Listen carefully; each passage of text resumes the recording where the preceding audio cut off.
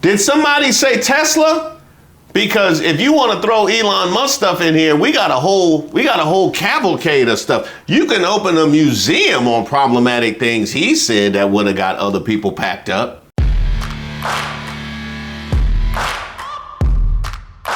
Welcome to Racist of the Week. I'm Reese Waters. This is where we explore the stupidity and hypocrisy of discrimination in hopes we can build a more perfect union. And also laugh. As usual, I would like to thank today's sponsor, Racism. And of course, if you have any nominees, you can drop them in the comments. You can email me at admin@reesewaters.com. Today's nominee, the US Constitution.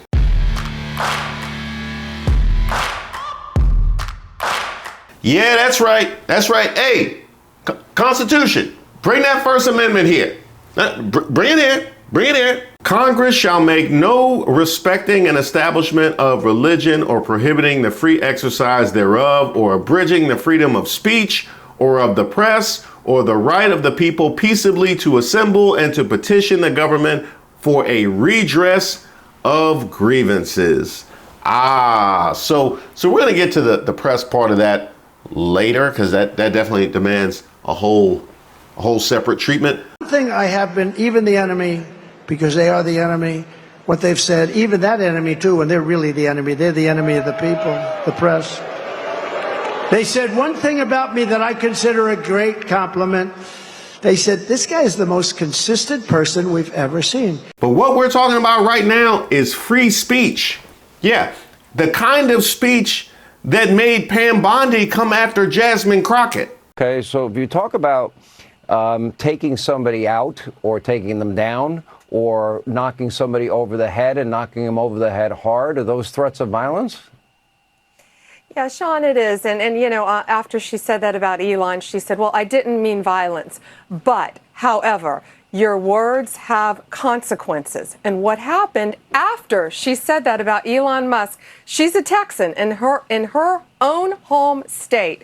After she said that, this morning, 3 explosive devices were found in Austin, Texas. So she needs to unequivocally denounce the violence. She must apologize immediately, not only to all Texans, but to our country, to the American shareholders of Tesla, because she is promoting violence. But meanwhile, Donald Trump sent a fundraising email just last week that said Joe Biden is a threat to democracy.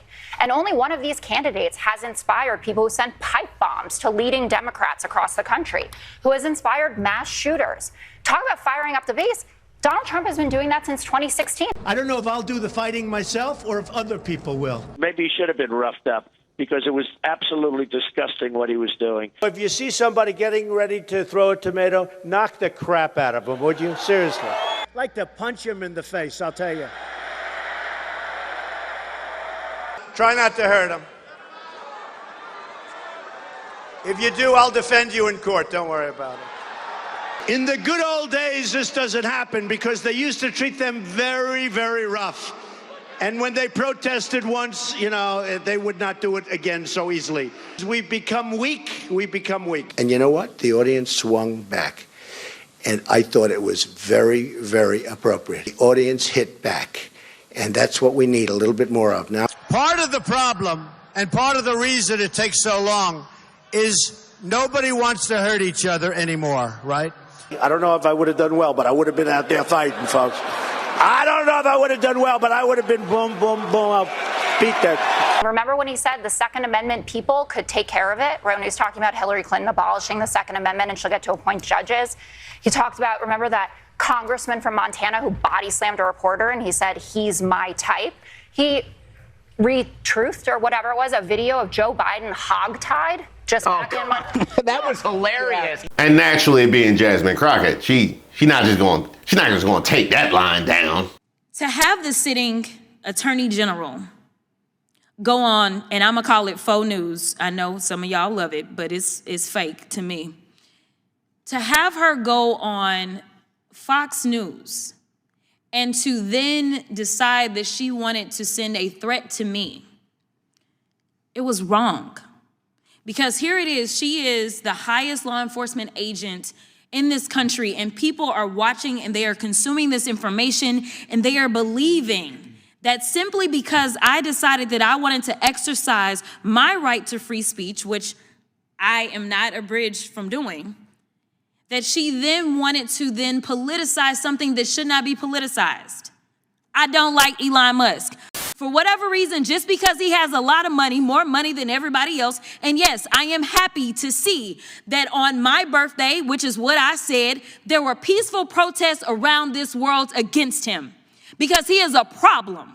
And so you never should have somebody that is sitting that high and is going to sit up here and threaten a sitting member of Congress when she knew good and well, if she watched the entire thing, that I specifically told protesters to make sure you consult with lawyers, just like I've told protesters over and over and over in the history of me advising people to go out and exercise their constitutional right. The fact that there are other sitting members that have received letters of threat from this new DOJ tells me that they are about retribution and they are not about following the law. But not everybody has the platform that Jasmine Crockett does to punch back. Mahmoud Khalil certainly doesn't. And neither did Tufts University doctoral student Rumeysa Ozturk, who was taken by immigration officials as she walked along a street in the Boston suburb of Somerville in March. Number one, this is an assault on the Constitution. So anyone you hear talk about we love the Constitution, blah, blah, blah. This is an assault on the First Amendment, okay? Non-citizens, permanent residents, green card holders, anybody on U.S. soil is protected by our First Amendment and our Constitution, okay? Period, dot, end of sentence. Anything you hear other than that is a lie. Second of all, if you are an American citizen, this should be terrifying to you. You think that this is where they're going to stop? This is reminding me of when Americans allowed the Patriot Act to go through because they thought that it wasn't going to affect them. LOL. It always comes home to roost, okay? And in fact, we've seen MAGA try and double down and justify their double standards. Y'all remember Victoria Sparks trying to claim that people who broke the law aren't entitled to due process. So there is no due process if you come here illegally because you violated the law. Period. You violated the law. You are not entitled to due process. Legal American citizens are. And these people violated law. And we can't talk about double standards without Donald Trump characterizing people who come for Tesla as domestic terrorists. Be labeled domestic terrorists? I will do that. I'll do it. I'm going to stop them. We catch anybody doing it because they're harming a great American company. You know, I've stuck up for the NFL. I've stuck up for a lot of American companies. Wouldn't you love to see one of these NFL owners, when somebody disrespects our flag, to say, get that son of a bitch off the field right now, out, he's fired. He's fired! And other companies, but American companies. I did a very big favor for the NFL. I do favors for all. When you heard an American company, especially a company like this, supplies so many jobs that others are unable to do, when you do that, those people are going to go through a big problem when we catch. For hurting an American company. That's something only reserved for some of us.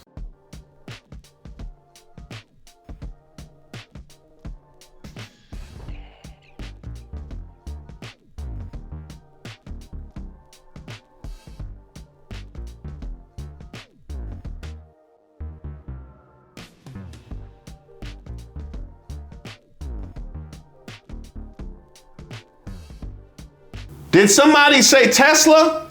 Because if you want to throw Elon Musk stuff in here, we got a whole cavalcade of stuff. You can open a museum on problematic things he said that would have got other people packed up. And I just want to say thank you for making it happen. Thank you.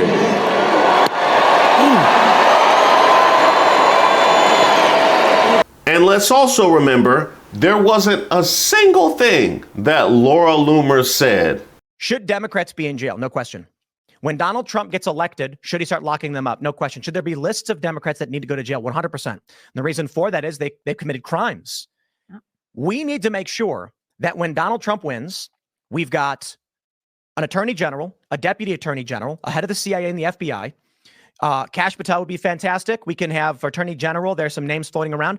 And then they can start having their investigators and the feds issuing subpoenas, pulling up evidence, and with real evidence, bring them to judges for warrants. Then these people can spend three years of their lives fighting tooth and nail for the crime against the government for crimes they committed, and we can prove. Yeah. And the reason why we put them on trial is that we can show the whole world we will uncover what you've done. We will make sure everyone knows, and you will be held accountable for it. Not just jail, they should get the death penalty. You know, we actually used to have the punishment for treason in this country. Nothing was a problem until after Trump's debate performance. Or unless she came after H-1Bs. Ain't that right, Elon? And while we're talking about Laura Loomer, apparently she's back in the administration doing just fine, helping call the shots. And while she's there, I wonder if she saw Darren Beatty at the State Department. Probably not. She would have probably had to hide from him because she knows he only wants competent white men. And that was just amongst a litany of other things that he had to say. But if you want to see just how far MAGA and the right wing are willing to go when it comes to protecting their own from any kind of consequences based on their speech, you have to use the case of Marco Alez from DOGE. Now, I did a whole separate video about him over on the members channel, but it is actually worth using right now. Marco Alez, DOGE staffer who accessed Treasury Department payment system, resigns after racist posts exposed. An Elon Musk deputy who accessed sensitive Treasury Department payment systems has resigned after social media posts of his came to light that espouse racist beliefs. Marco, who works for a number of companies run by Elon Musk and was part of the billionaire's Department of Government Efficiency Task Force engaged in dismantling federal offices, resigned Thursday, a White House official told The Hill. Alez's racist, now deleted social media posts were uncovered and first reported by the Wall Street Journal. Now, I can't imagine how that might be a problem with somebody who's accessing sensitive systems inside our Treasury who has past racist beliefs and ones that were so open and available as they have already come to light. It's almost as if there was no oversight whatsoever. Normalize Indian hate, the account associated with Alez posted in September regarding people of Indian ethnicity who work in the U.S. tech sector. You could not pay me to marry outside my ethnicity, the account wrote on Elon Musk's social media site. Now, I don't think that's going to be a problem. I'll be honest. I don't know exactly what Marco looking like, but I don't think that's going to be a problem. It don't seem like it was a whole lot of seasoning on them social media posts, so I think you're going to be good there. As far as the Indian hate situation, isn't that the same kind of rhetoric that was coming from MAGA over the H-1Bs over the holiday? Huh? Hey, Elon, I think we found one of the contemptible fools that you said need to be run out of Republican. Yeah, run out of the party. We got one. Despite a Treasury Department statement saying that Alez and another new staffer at the department by the name of Tom Kraus were giving read-only access to the highly sensitive payment systems, numerous reports have indicated that Alez had the ability to rewrite the payment system base code. Oh, I can't imagine that would be a problem. An avowed racist able to rewrite the code. And if you want me to believe that he only has read-only access, does he have write access? Like copying them? Oh, they got paper and pencils over there? They taking laptops over there? They taking screenshots? As somebody who inadvertently granted read-only access to their phone and email and past situationships, you can do a lot of damage. I'm just saying, you can do a lot of damage with read-only access. Whoa. A federal judge issued an order Thursday limiting but also confirming Elez's access to the systems. The access to payment records will be read-only. Wired magazine first identified Elez as having access to the systems, reporting Tuesday he had administrator-level privileges to the back end and that he'd visited an office in Kansas City where servers were housed. Elez had emerged as one of the central figures in Musk's rapid and roughshod overhaul of the federal agencies in recent days, during which the U.S. Agency for International Development, USAID, one of the central agencies carrying out U.S. foreign policy, has been eviscerated. Emails between Krause and the newly appointed Treasury Department Chief of Staff show that DOGE employees had intended to target USAID payments with their access to the payment systems, according to the New York Times. And one thing we also know is every day that goes by where DOGE is not engaged with defense spending and the Pentagon while trying to tell us that their main goal is to save Americans money and shrink the government just adds to the absurdity. Which brings us to our second nominee, Elon Musk. Musk reinstates DOGE staffer who resigned over racist posts after JD Vance leads outcry. Oh, I'm going to get to you, JD Vance. Elon Musk said Friday that a Department of Government Efficiency staffer who resigned this week after social media posts surfaced of him advocating for racism and eugenics was reinstated. The move came after VP JD Vance led an outcry for his return. He will be brought back. To err is human, to forgive divine, Musk wrote on X in response to a post by Vance calling for Marco Elez to rejoin DOGE. To err is human and to forgive divine. Elon Musk, this you? American citizens come first. While Elon Musk posted on X, the reason I'm in America, along with so many critical people who built SpaceX, Tesla, and hundreds of other companies that made America strong, is because of H-1B, adding he would go to war on the issue. Hey, Elon Musk, this you over here? So you mean to tell me the guy who, after already manipulating the algorithm on his platform to amplify his own account, who can't deal with any level of criticism or disagreement without outright trying to ban folks, now says to err is human and to forgive divine? I wonder where and when he discovered that line. I would also like to ask, where is the black staffer who is racist against, I don't know, white people, Asians, you name the group? Where is the black staffer who is racist, who gets that same level of grace, who gets brought back? Where's that staffer? I know. See, that staffer doesn't exist because in order for there to be a black staffer who gets brought back after being racist, there will have to be a black staffer. So you had me at black staffer. Elez resigned from DOGE after the Wall Street Journal inquired about racist comments made on a deleted social account linked to him.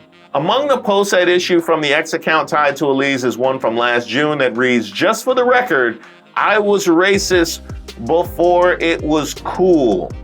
Yeah, that's right. He was racist before it was cool because it's clearly cool now, and you have reinforced just how cool it is to be racist by virtue of you bringing him back. And by the way, for the record, he did the right thing by resigning. You know what I mean? He's my first nominee for the initial comments, but he at least acknowledged, you know what? This probably gonna look bad. I'm out here advocating for eugenics and talking about normalized Indian hate. You know what I mean? I probably shouldn't have access to the Treasury information. That's crazy. Elon Musk like, oh no, you good? You good? No, that ain't no problem.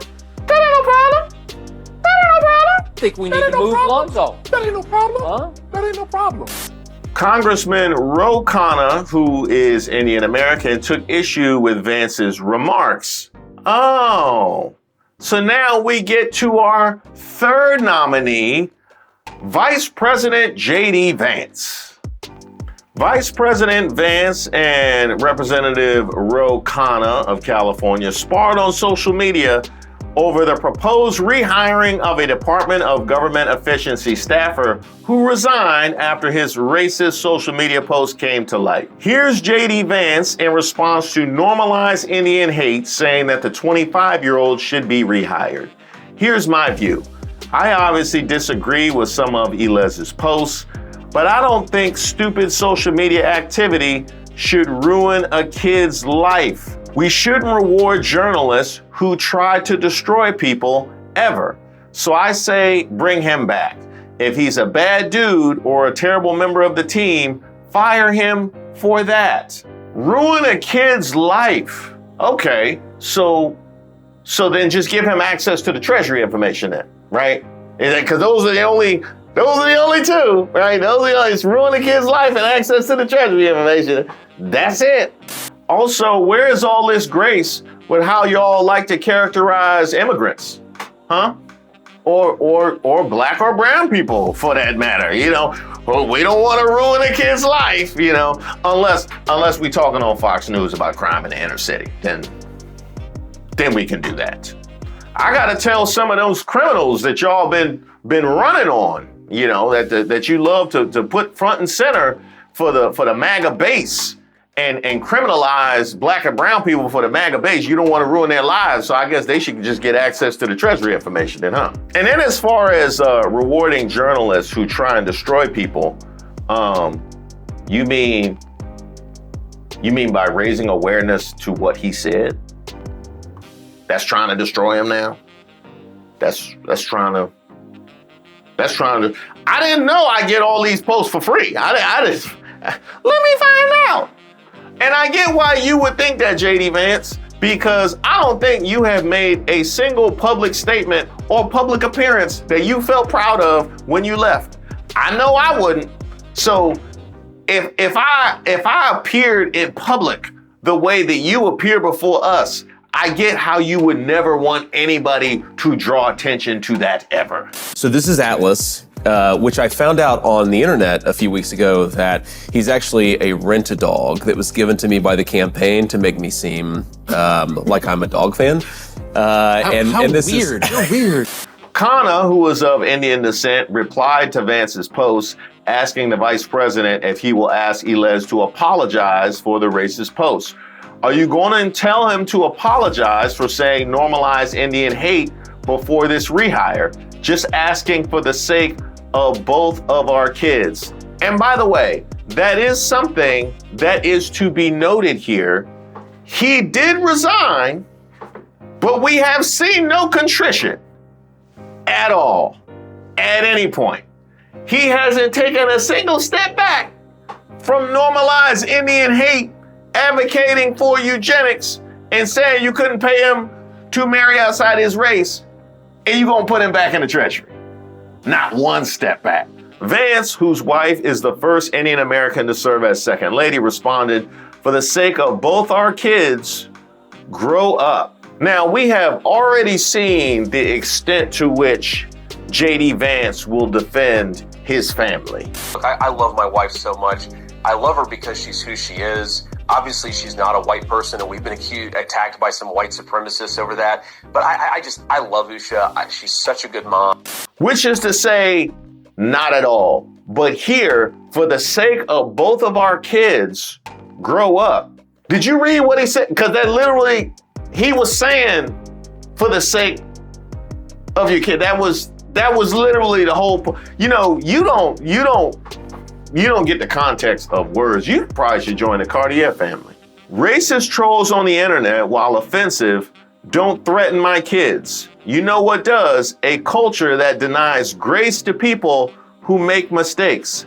A culture that encourages congressmen to act like whiny children. Now you gotta love him pointing to the culture that denies grace to people that make mistakes and not the culture that empowers and amplifies normalized Indian hate. Yeah, you don't care at all about the culture that says normalize Indian hate, but you care about the culture that denies grace to the people who advocate for normalized Indian hate. And by the way, one thing that also should be highlighted, where he says racist trolls on the internet don't threaten my kids. Why would he feel so immune, his family so immune to all of the toxicity on the internet? Because we can't go on the internet for 5 seconds without feeling threatened in some kind of way. But all of a sudden, actual directed content at his family and who they are, he feels immune to. Why would he feel so immune to that? He wouldn't be speaking as a protected class of citizen, a Silicon Valley product who now sits in the VP chair, who's totally disconnected from rank and file human beings. Hey, MAGA, yeah, the 1% are showing his 1% again. The vice president, who has 3 young children, said he loathed Khanna's post, which he called emotional blackmail. I don't worry about my kids making mistakes or developing views they later regret. I don't even worry that much about trolls on the internet. You know what I do worry about, Ro? That they'll grow up to be a US congressman who engages in emotional blackmail over a kid's social media post.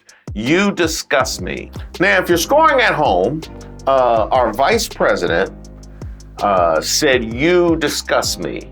Now, here's a quick, let's just play a little game. What would disgust the vice president? Who would disgust the vice president who is married to an Indian woman who has Indian American children? Who would disgust the vice president? Would it be the staffer who said normalize Indian hate? Would it be the platform owner and world's richest man, Elon Musk, who decided to bring him back after amplifying that kind of content?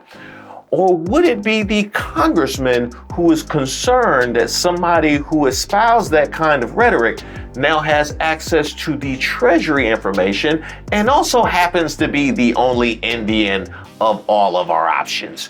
Who would disgust J.D. Vance? Got it. And while we're on the subject of disgust, this article that I'm reading happens to be from The Hill, who titled this, Grow Up, Vance and Khanna Spar Over Rehiring DOGE Staffer. So you decided to go with the J.D. Vance quote of grow up, coming at the man who doesn't feel so comfortable with normalized Indian hate having read-only access to private information. So congratulations. Huh? There's more? Staffer with Elon Musk's DOGE amplified white supremacists online. This is a whole nother dude. One of the people working with billionaire Elon Musk in his efforts to overhaul the US government is a Berkeley-educated computer scientist who has boosted white supremacists and misogynists online. Gavin Kligger lists his job on LinkedIn as special advisor to the director at the Office of Personnel Management, which has been spearheading Musk's effort to shrink the federal workforce. His USAID email address was copied on a message reviewed by Reuters that was sent to staffers at the International Aid Agency on Monday.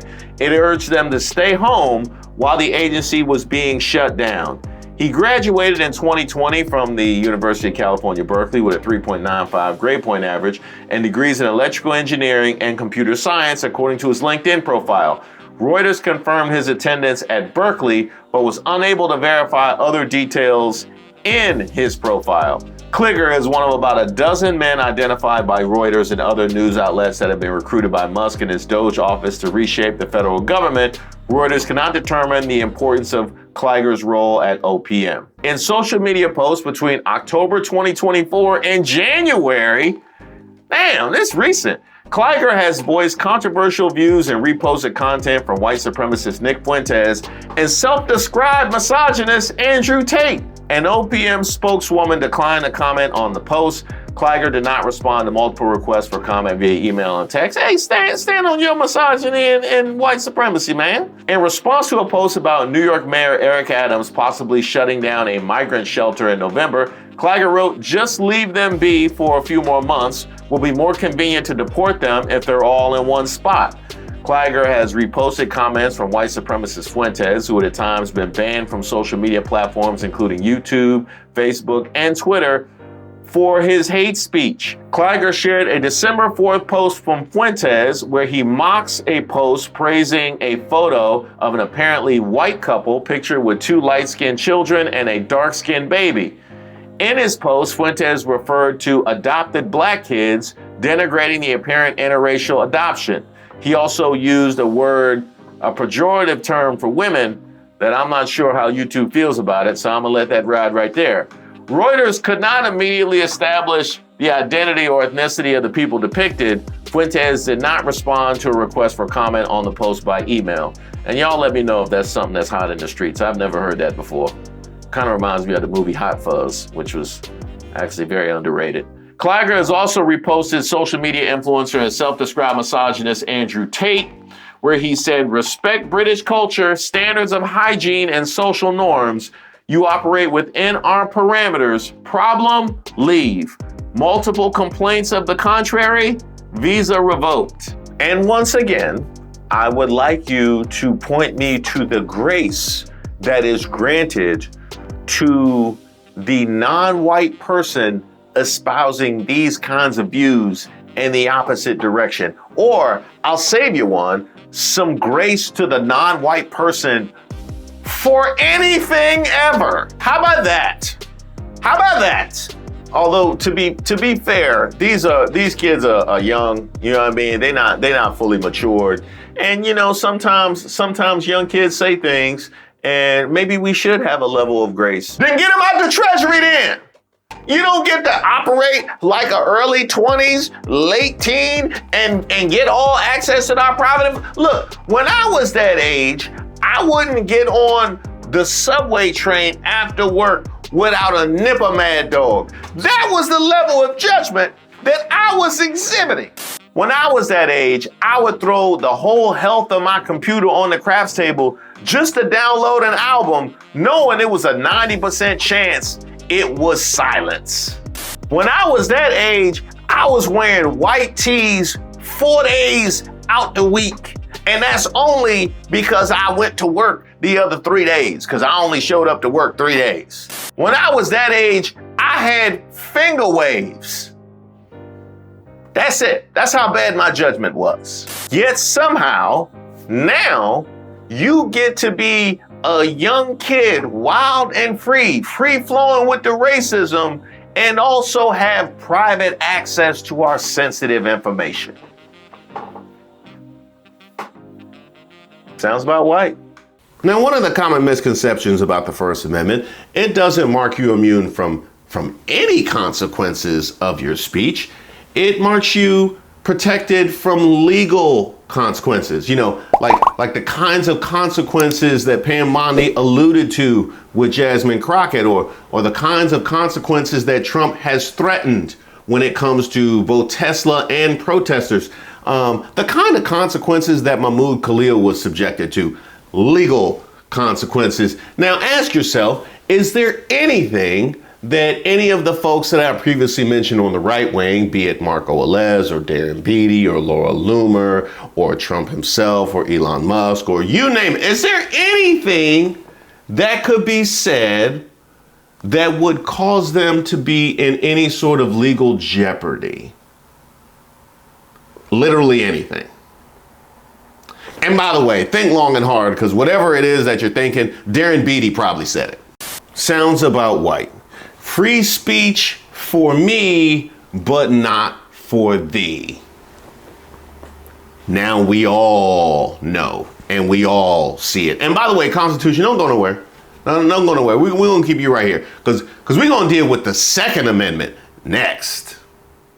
Thank you for supporting the channel. It is a new season, and with the new season comes new things. And I'm very excited to announce I'll be bringing guests on to my 8 p.m. live starting this very week. No, never thought leopards would eat my face. Slow it down now. You guys have sent me in a lot of suggestions for people you would love for me to have a conversation with, people in this particular space, people in the politics space, comedians, commentators, anybody who you would love to see exchange ideas right here on this platform. Go ahead and send in your suggestions. That also applies to my Way of Waters channel as well. I'll be bringing guests over there. So if there's people in the mindfulness space or in the consciousness space you would love to see me talk to, go ahead and send in your suggestions. And don't worry, we'll still have our private chats. Of course, I'm going to open up my lives with a rant like I always do. I'm definitely not a political channel, but I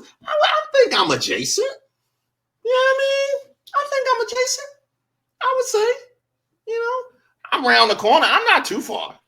I'm around the corner. Unless, I don't know if they got some redlining going. Maybe they got some redlining going on in politics streets, and now I'm on the other side. And we'll also have the members' lives as well, just when we need to talk offline. So those will be regular. And if you would like to join the channel, there's a link to membership in the description box of all the videos. I want to give a shout out to Obajuru, who's a supporter of the channel, who sent me this as a gift, and I absolutely love it. We're definitely going to find a use for that. And Kit and the Misfit Toys, who sent me this for my Way of Waters channel. You guys are truly, truly the best. And I just hope that I can rise to a level that is deserving of this level of support. Thank you.